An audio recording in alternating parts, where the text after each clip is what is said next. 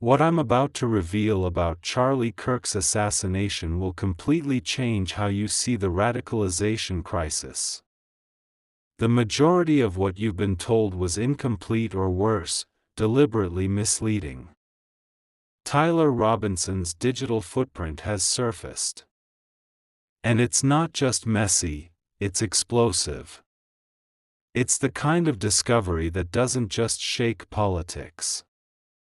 It raises fundamental questions about how online communities shape young people, how narratives get twisted, and why powerful groups are scrambling to cover the truth.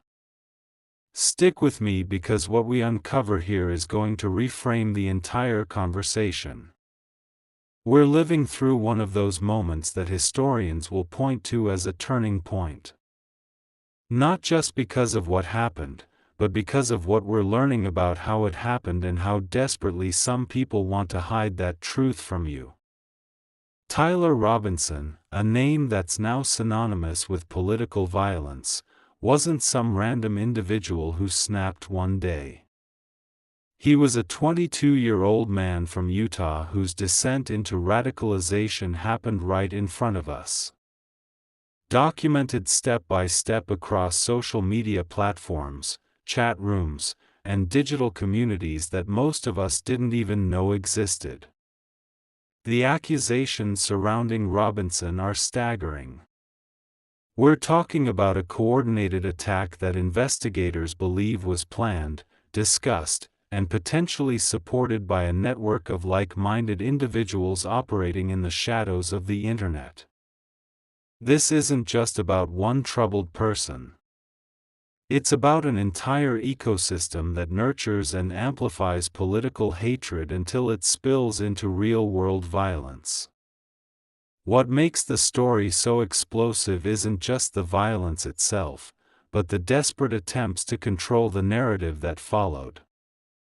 Democratic leadership, legacy media outlets, and even academic institutions have gone into full damage control mode.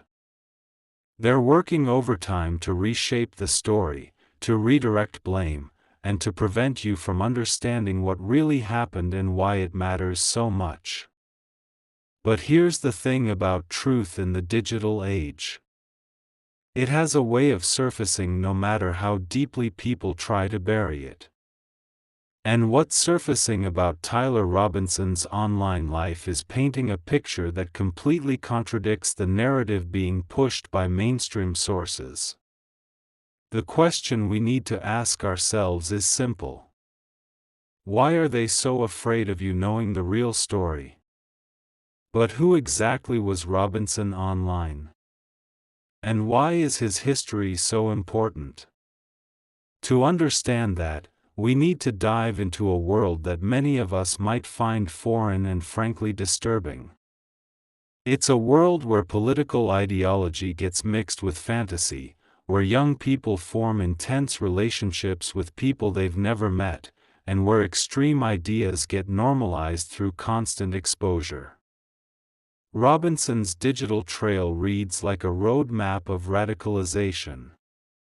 Investigators have pieced together his online presence across multiple platforms, Discord servers where he spent hours in political discussions, furry websites featuring cartoon animal characters, and gaming communities where political rhetoric gets mixed with entertainment. To those of us who grew up in simpler times, this might sound absurd, but for young people today, these aren't just hobbies. They're entire social worlds. The investigators didn't just stumble upon this information.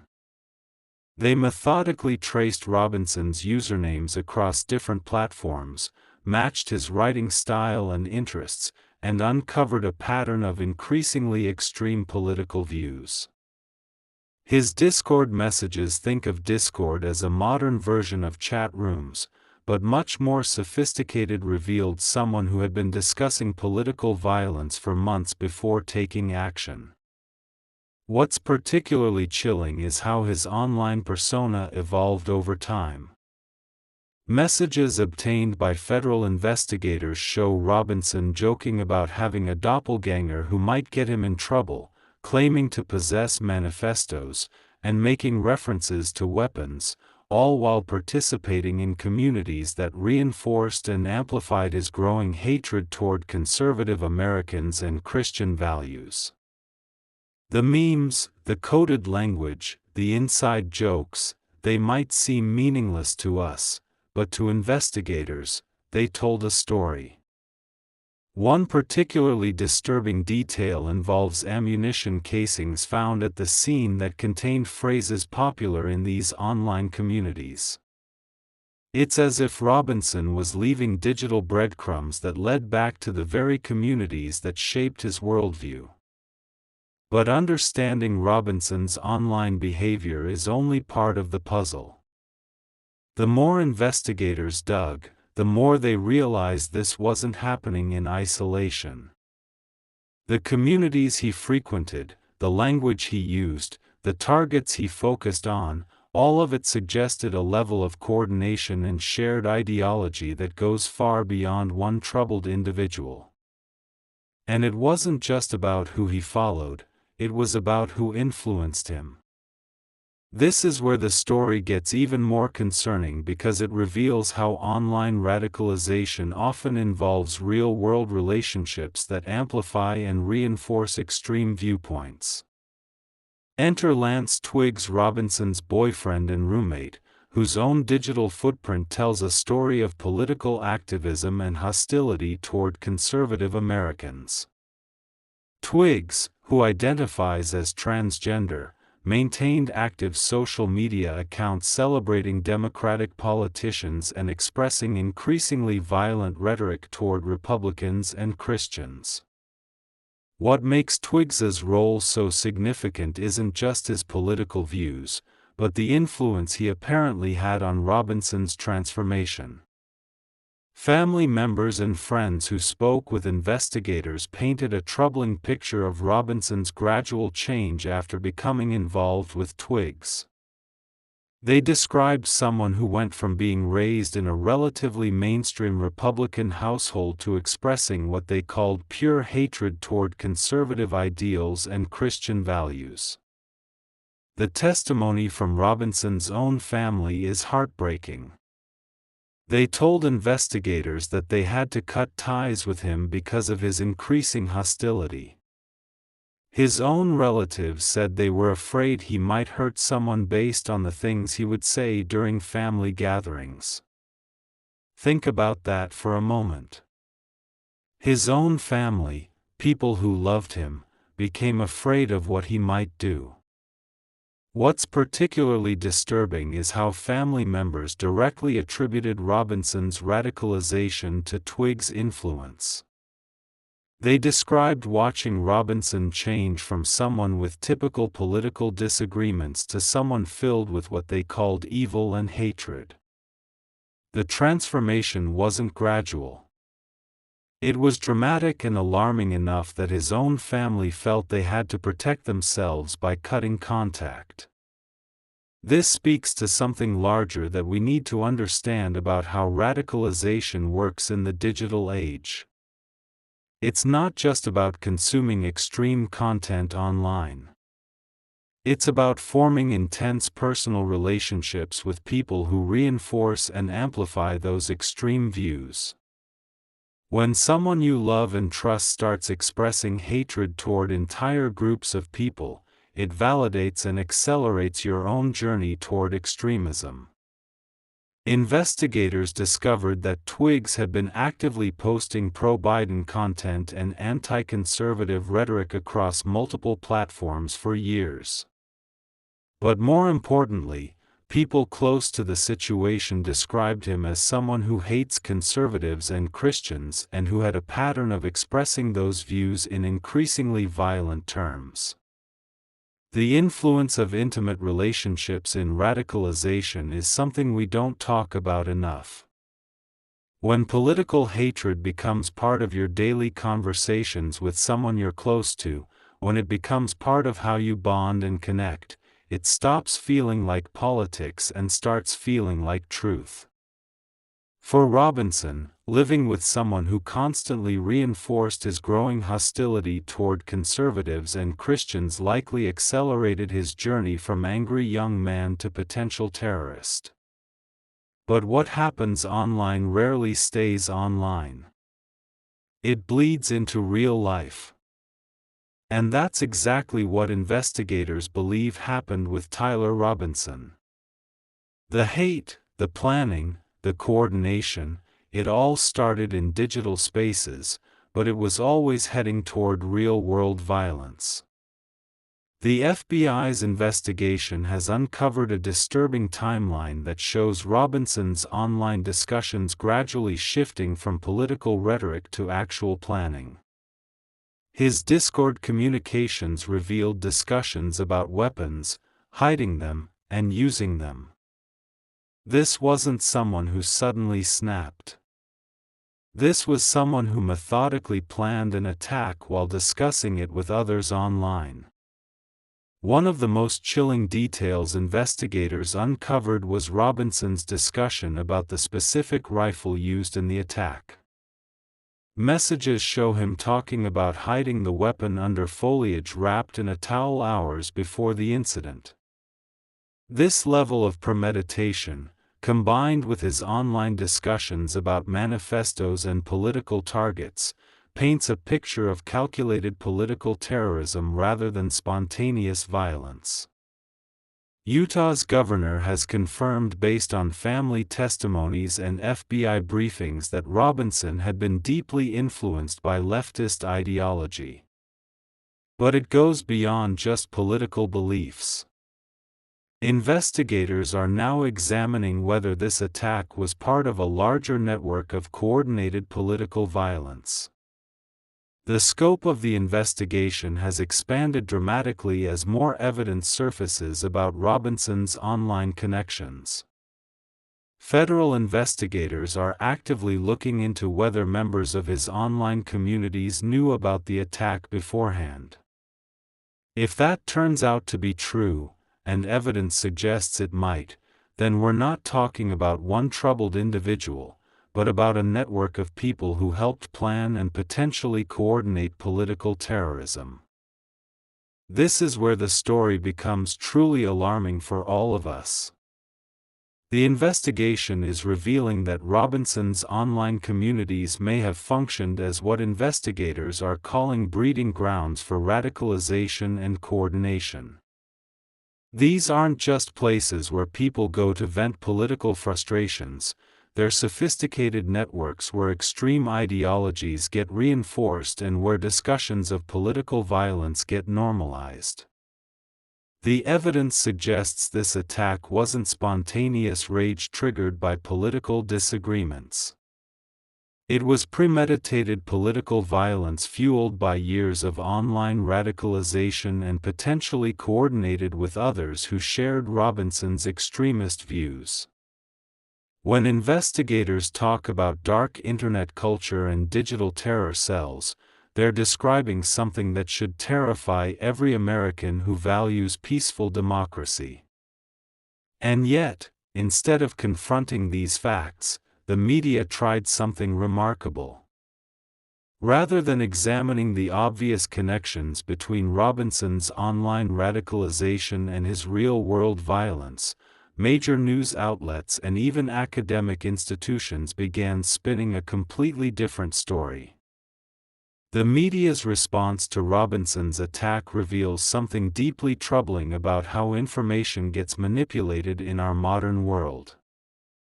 Instead of reporting on his documented connections to leftist extremism, his relationship with political activists, and his gradual radicalization in anti-conservative online communities, mainstream outlets began pushing a narrative that defied all available evidence. Major newspapers and television networks went into overdrive trying to portray Robinson as somehow aligned with conservative politics. Despite his documented hatred of Christians and conservatives, despite his relationship with anti-Republican activists, despite his participation in communities dedicated to opposing everything traditional America represents, media outlets began suggesting he was actually motivated by right-wing extremism. The desperation became so obvious that even respected academic institutions joined the effort.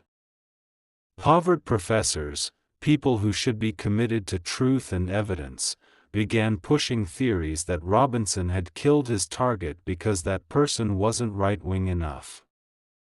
This level of intellectual dishonesty would be laughable if it weren't so dangerous. For those of us who lived through different eras of media manipulation, this might feel familiar. But what's happening today is unprecedented in its scope and sophistication. We're not just talking about bias reporting or selective coverage. We're talking about the complete fabrication of alternative narratives designed to prevent you from understanding what really happened and why it matters. The media's behavior in this case reveals their desperation. They understand that if the truth about Robinson's radicalization becomes widely known, it will fundamentally change how Americans think about political violence and extremism.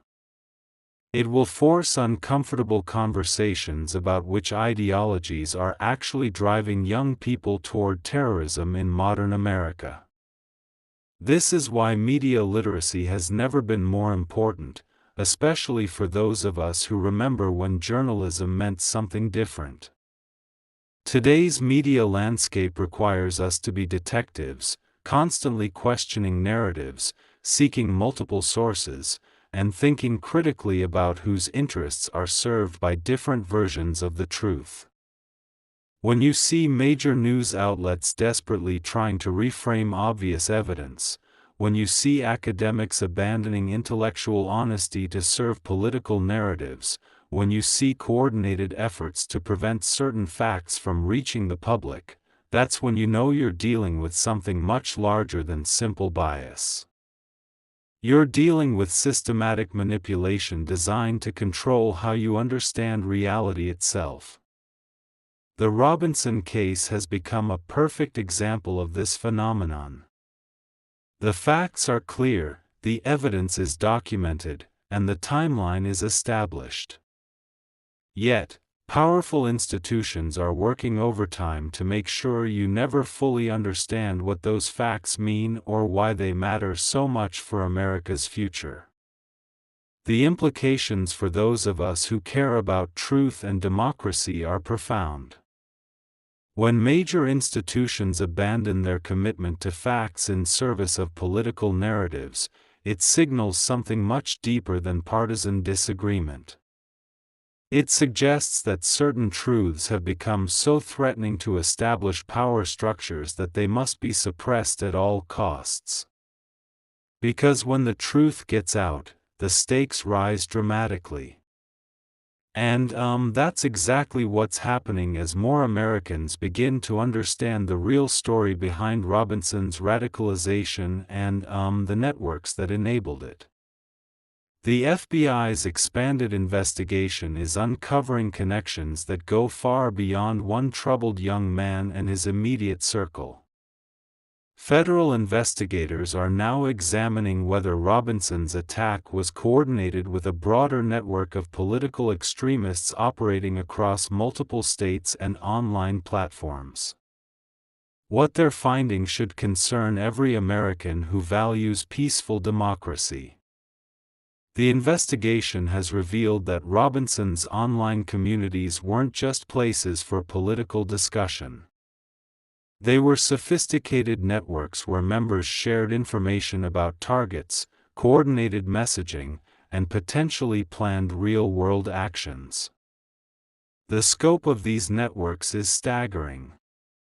We're talking about thousands of individuals connected through various online platforms, many of whom have been consuming and sharing increasingly violent rhetoric for years.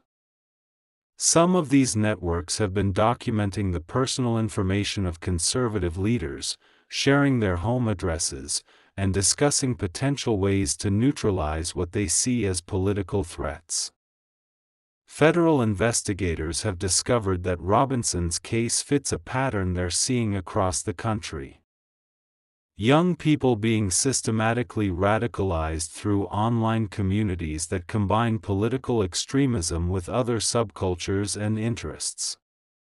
Gaming communities, social media groups, and even seemingly innocent hobby forums have become recruiting grounds for political violence. The coordination aspect is particularly troubling. Evidence suggests that members of these networks knew about Robinson's plans and may have even encouraged them. If proven true, this transforms what initially appeared to be one person's violent breakdown into something much more serious: coordinated domestic terrorism carried out by organized political extremists. For those of us who lived through other periods of political tension in America, this feels different. Previous generations of political extremists were often isolated, disorganized, and limited in their ability to coordinate with like-minded individuals. Today's extremists have tools and networks that allow them to find each other, reinforce their beliefs, and coordinate actions in ways that were never before possible. The investigation is revealing that these networks don't just exist online. They have real-world components. Members meet in person, share resources, and coordinate activities across state lines. What started as internet communities have evolved into actual terrorist cells capable of planning and executing political violence. And that's when the conversation shifts from politics to something far more serious. When investigators and government officials begin using specific legal terminology, it signals a fundamental change in how they view these threats and what tools they're prepared to use to address them. The Trump administration has made a crucial decision in how they're framing Robinson's attack and the networks that enabled it. Rather than treating this as ordinary political violence or criminal behavior, they're explicitly calling it terrorism. This isn't just rhetoric. It's a legal and strategic choice that opens up entirely new possibilities for how the government can respond. When Stephen Miller and J.D. Vance appeared together to discuss the administration's response, their language was deliberately chosen and legally significant. They didn't talk about political disagreements or criminal justice. They talked about domestic terror movements and terrorist networks that need to be dismantled and destroyed. This legal framing matters enormously because it activates different government powers and authorities.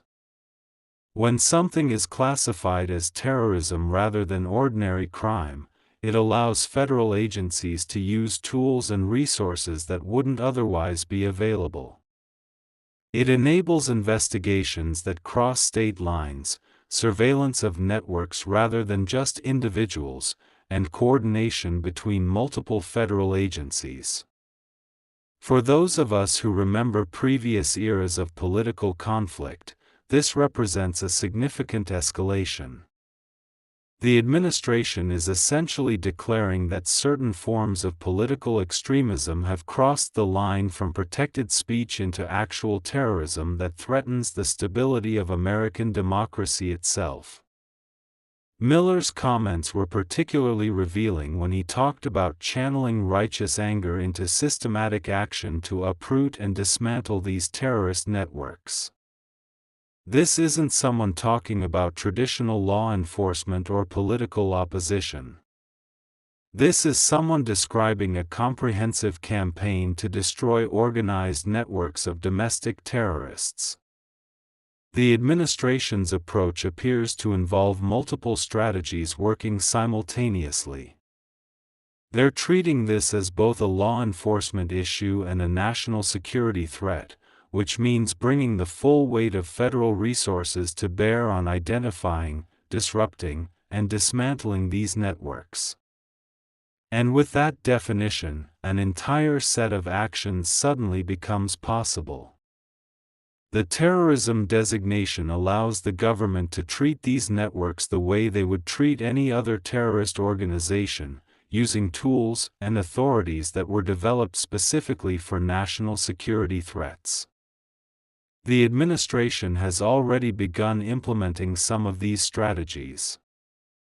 They've started investigations into what they're calling major left-wing organizations that may have connections to or influence over the networks that radicalized individuals like Robinson.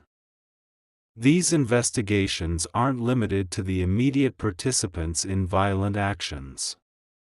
They extend to the broader ecosystem of organizations and institutions that create and spread the ideology that motivates political violence. One of the most significant developments is the decision to cut federal funding from any academic institution that promotes or tolerates the kind of extremist ideology that led to Robinson's radicalization. This isn't just about political disagreement. It's about using the government's financial leverage to defund institutions that contribute to domestic terrorism.